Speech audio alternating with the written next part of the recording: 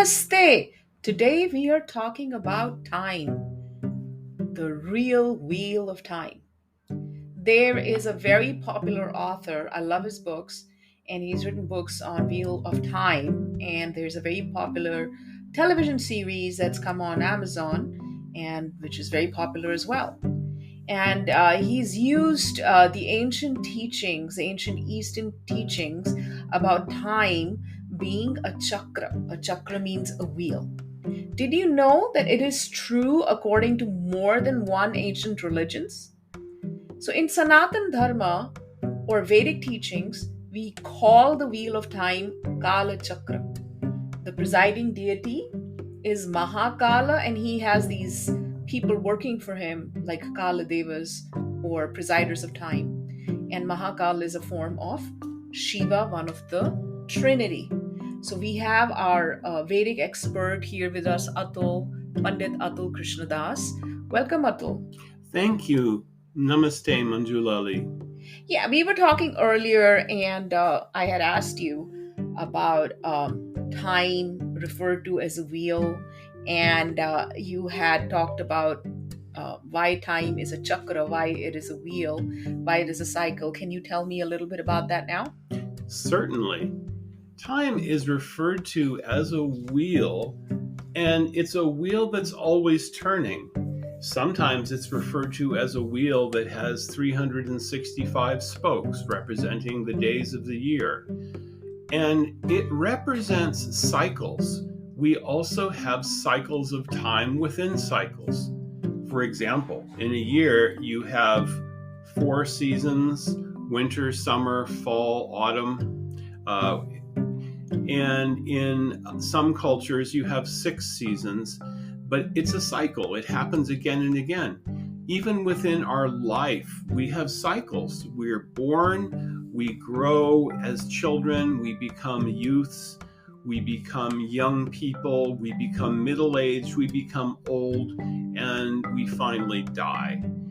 But in the Vedic perspective, death is not the end. It's simply a time to be basically recycled and to come again into the wheel of what we also refer to as karma or activity. Yeah, and we were talking about how the cells in the body change every 7 years or so. So in Bhagavad Gita, where's that verse? What is it? Dehunosmin. Dehinosmin yatha dehe komaram yauvanam jara tata dehantara praptir dhiras tatra na muhyati. Yes. Sri Krishna explains in the Bhagavad Gita, chapter 2, that just as in this life, we have gone from being a small baby to being a small child to being a young person and to being an adult, at the time of death, the Atma is also going to pass to another body, but is still going to be the same person. So if you think about it, think about when you were a child. You can remember things about when you were a child. You were the same person. You didn't know everything you do now. You didn't have all the experiences you do now, but you were the same person. Your body has changed completely. All the cells in your body have changed, but you are the same person. And who is the you? It is the Atma.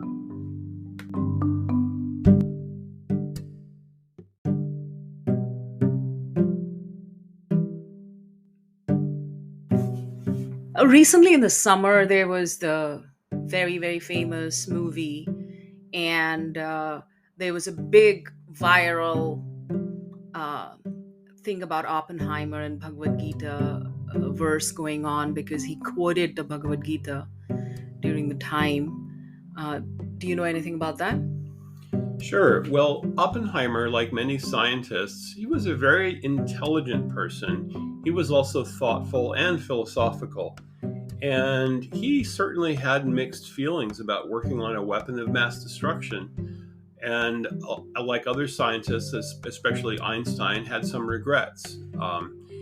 But he thought of this quote from Bhagavad Gita, Kalosmi, time I am, the destroyer of worlds, when he witnessed the furious destructive power of the atom bomb. And it was actually very appropriate because time is the ultimate destructive power. And when Krishna is giving this quote, he's emphasizing that I am not only the creator and the maintainer, I am also the destroyer. And there is nobody who gets past that destructive force of time. So, somebody who's listening may ask, why would a religious holy book, Bhagavad Gita is our version of the Bible. It is our holy book. We swear by it. Why would God say I'm a destroyer? Because this world is actually unnatural for us. Who we are, as we said before, we are the Atma. We are not the body. And the body is temporary. That doesn't mean that it's bad. In fact, we say that the body is a gift from God. It's something that is meant to be used for good purposes. So we revere the lives of others. We don't believe in taking lives unnecessarily. And we want always to do things that are beneficial for others. And if you think about the other side of whenever something is destroyed, it is recreated, it's reborn. And the whole wheel of time means anything that is destroyed, it comes back. It's kāla, chakra. So if it does not get destroyed, how will it come back? Yeah, that's true. And there's another verse in the Gita where Krishna says, for everyone who has been born, death is certain. And for everyone who dies, birth is certain. And this just doesn't apply to, just humans. It applies to all entities, all organic matter. It applies to entities, aliens living in other planets, downward, upward. Everybody is subject to wheel of time. Even the creator Brahma is subject to wheel of time. Is that correct? Absolutely. According to the Vedas, Brahma lives for a lifetime which is about 4 quadrillion years. And creation goes in cycles as well. There is a cycle of yugas, and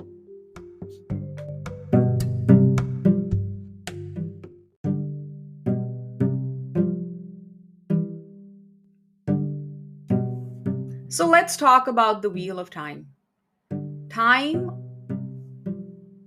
goes in a linear direction from when we are born and then we grow old. For us, even in physics, if I'm not mistaken, it goes linear, it goes straight. But according to the theory of kāla, time, in the Sanatan Dharma, in Vedic sciences and arts, time is not linear, it is circular. And if time goes in a circle, means everything comes back. Even the time that you live in comes back. It doesn't mean you're going back in time, but it comes back. And the time that we are living in now, the cyclic portion of the time that we are living in now, is called Kali Yuga. So the circular time is divided into 4 portions. Each portion is called Yuga. So can you tell us a little bit more about that? Sure. The Yuga cycles are described in Vedic literatures. There is Satya Yuga, which is the age of full righteousness and enlightenment. And that lasts the longest, about 1.7 million years. And then there's Treta Yuga, which lasts 1.2 million years, where the self-realization is reduced by 1/4. And then there is Dwapara Yuga, which lasts about 864,000 years. And then we are finally 5,000 years into the Kali Yuga. And that is the age of technology, quarrel, and hypocrisy. And it lasts 432,000 years. So 427,000 years to go in Kali Yuga. Wow. And what happens when the Kali Yuga, this time that we are in, ends? What happens at the end of the wheel? Then there's a reset. It's kind of a partial devastation. Things get restarted and the earth gets reseeded with enlightened individuals. Is there some apocalypse, some destruction between the resets? Absolutely. There Uh-huh. are many different types of destruction, or using the Sanskrit word pralaya. Pralaya usually has the form of floods and fire. There are some devastations that involve flooding and some that also involve fire. Beautiful.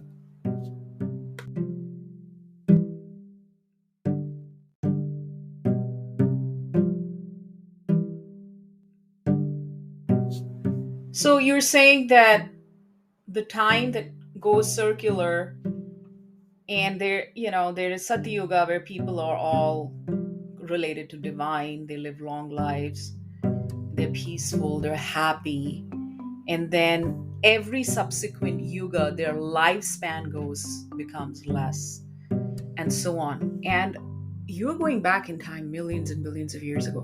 So does the Vedic religion believe that earth is a million years or billion years, or creation is not just 6,000 years like in other Abrahamic religions? What is the Vedic point of view on creation of the universe? Well, that's a very interesting question. I would have to say that time is divided into cycles, and there are great cycles and lesser cycles. One of the great cycles is what is called the day of Brahma.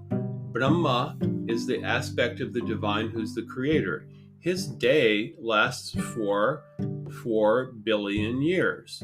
And he also has a night, which also lasts 4 billion years. Whoa. And Brahma lives for 100 years of those days, which is about 4 quadrillion years.